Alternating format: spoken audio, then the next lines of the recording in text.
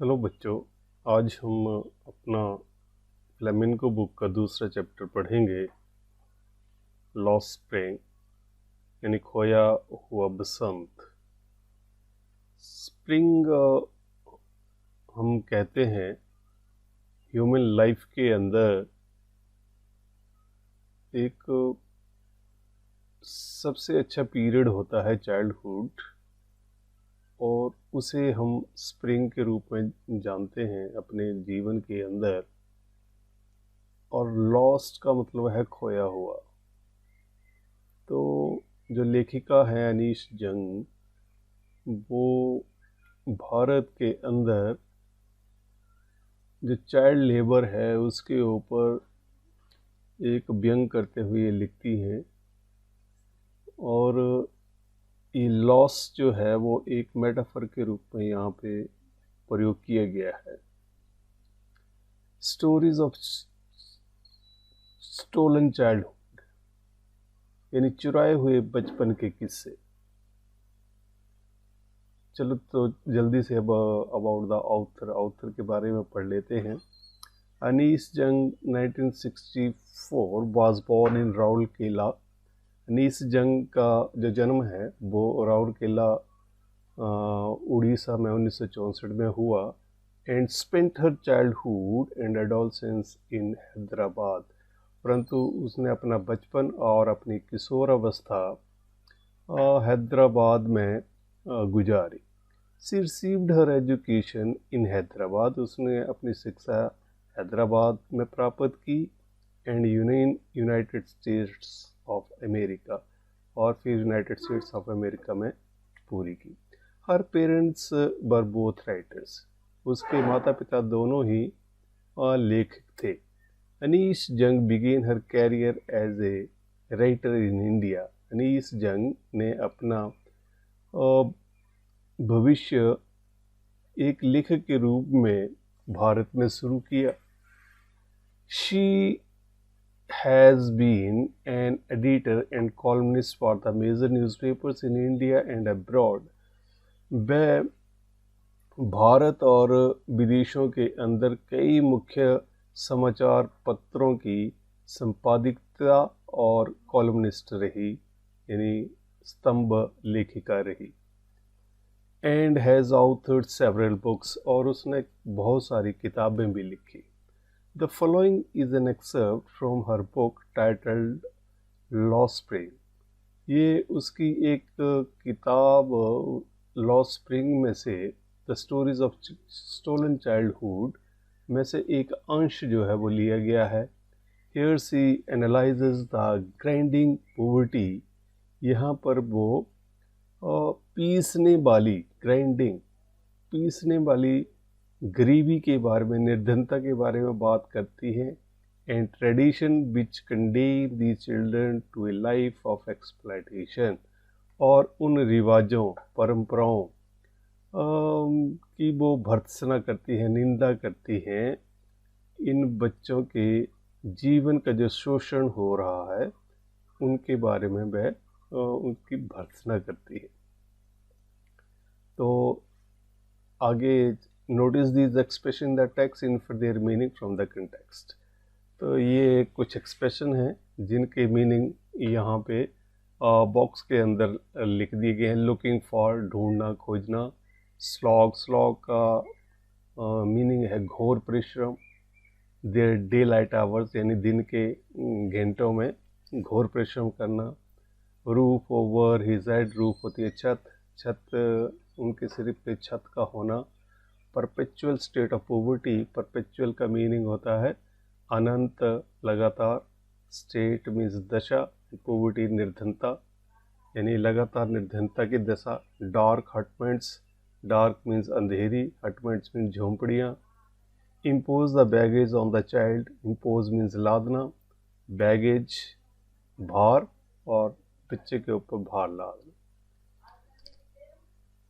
Sometimes I find ए रूपी इन the garbage. Garbage होता है कूड़ा कचरा। तो टाइटल दिया है पहले किस्से का, समटाइम्स आई फाइंड अ रूपी इन द गार्बेज, यानी कूड़े करकट में मुझे कई बार एक रुपये का सिक्का मिल जाता है। Why do you do this? तुम ऐसा क्यों करते हो? I ask Sahib, whom I encounter every morning scrounging for gold in the garbage dumps of my neighborhood. तुम ऐसा क्यों करते हो? मैंने साहिब से पूछा जिससे प्रत्येक सुबह मेरा सामना होता था। Scrounging for gold in the garbage dumps, जो कूड़े करकटों के ढेरों में सोने की खोज करता रहता था, यानी खोजता रहता था, ढूंढता रहता था।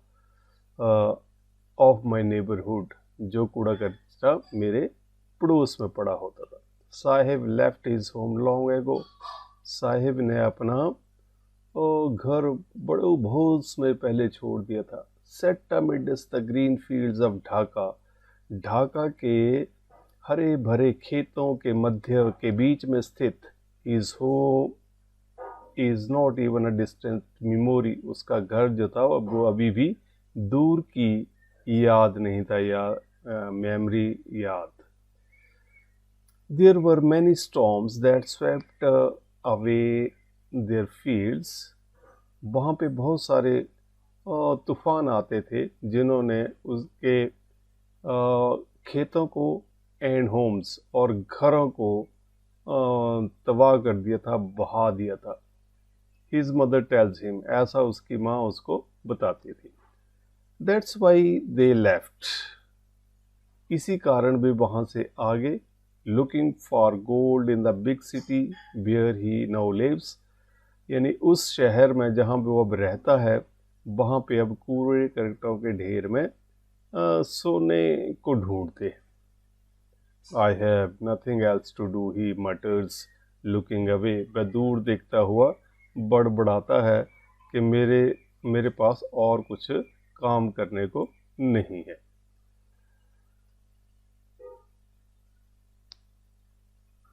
Go to school, I say glibly, realizing immediately how hollow the advice must sound.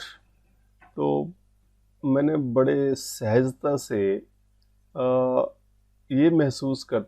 ये महसूस करते हुए कि मेरी जो सलाह है वो कितनी खोखली है, मैंने उसको कहा कि जब तुम्हारे पास कोई काम नहीं है करने को तो स्कूल जाओ।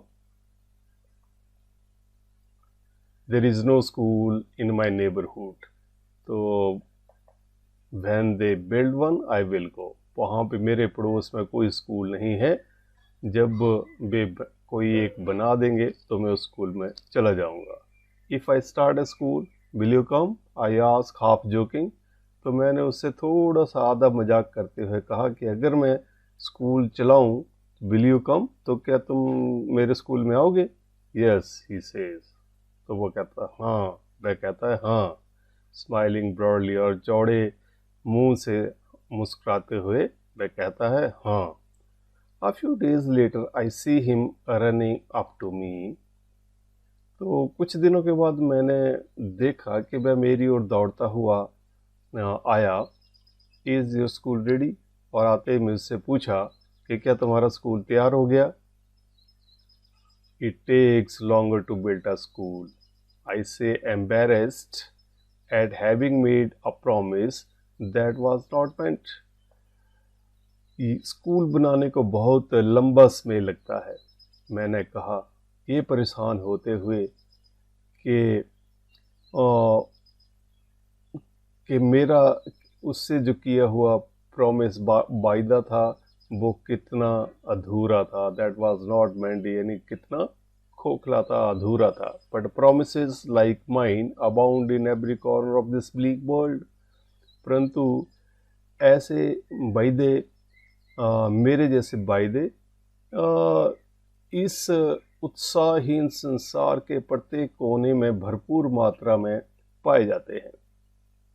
After months of knowing him, कई महीनों उसको जानने के बाद, I ask him his name, मैंने उससे उसका नाम पूछा।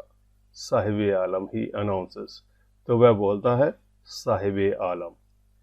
ही does not know what it means, वह यहाँ तक ये भी नहीं जानता कि उसके नाम का अर्थ क्या है। If he new it's meaning, अगर वह इसका अर्थ जान जाए, लॉर्ड ऑफ यूनिवर्स यानी इस ब्रह्मांड का स्वामी, he would have a hard time to believing it, तो उसे अवश्य ही ये विश्वास करने में बड़ा ही कठिन समय लगेगा। Unaware of what his name represent, उसका नाम क्या दर्शाता है, उससे बिल्कुल अनजान, he roams the streets with his friends, वह अपने मित्रों के साथ उन गलियों के अंदर भटकता है, घूमता है। An army of barefoot boys who appear like the morning birds, एक नंगे पांव घूमने वाले लड़कों की ये सेना जो सुबह के पक्षियों की तरह सुबह के पक्षियों के द्वारा निकलती हुई प्रतीत होती है, एंड डिसअपियर एट नून, और दोपहर के समय गायब हो जाती। Over the months I have come to recognise each of them, कई महीनों के बाद मैं प्रत्येक को पहचानने लग गई। Why aren't you wearing chappals? I asked one, मैंने एक से पूछा कि चप्पल तुमने क्यों नहीं पहनी हुई है?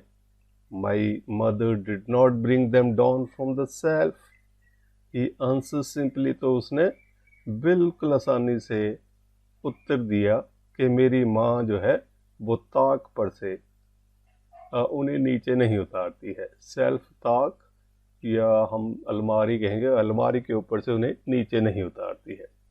Even if she did he will throw them off, adds another who is wearing shoes that do not match, तो एक दूसरा लड़का वहाँ पे जिसने जूते पहने हुए हैं और जो एक दूसरे से मैच नहीं करते, यानी एक जैसे जूते नहीं हैं, वो कहता है कि इसकी माँ अगर उतार भी देगी तो he will throw them off, तब भी वह उन अपनी चप्पलों को फेंक देगा। When I comment on it, जब मैंने इसके ऊपर तर्क किया कि सफल्स हिज फीट, तो वह अपने पैरों को हिलाने लगा, एंड सेज नथिंग, और उसने कुछ भी नहीं कहता है। I want shoes says the third boy, तो एक तीसरा लड़का जो वहाँ पे खड़ा था उसने कहा कि मुझे जूते चाहिए। Who had never owned a pair all his life, जिसने अपने पूरे जीवन के अंदर एक जोड़ी जूते नहीं लिए थे। Travelling across the country I have seen children walking barefoot, देश के अंदर घूमते हुए मैंने बच्चों को नंगे पैर घूमते हुए देखा है। इन सिटीज, शहरों के अंदर, ऑन विलेज रोड्स, और गांव की सड़कों के ऊपर भी देखा है। It is not lack of money, ये कोई धन की कमी नहीं है, but a tradition to stay barefoot, परंतु यह एक ऐसा रिवाज है, परंपरा है कि नंगे पांव रहने। इज वन एक्सप्लेनेशन, या एक प्रकार की सफाई, ये स्पष्टीकरण हो सकता है। आई वंडर, मैं हैरान होती हूँ, if this is only an excuse to explain away a perpetual state of poverty, क्या यह एक बहाना है, एक्सक्यूज बहाना, इस स्पष्टीकरण के लिए कि ये अनंत समय तक ना खत्म होने वाली गरीबी, निर्धनता के लिए क्या एक ये बहाना है, केवल मात्र एक बहाना है।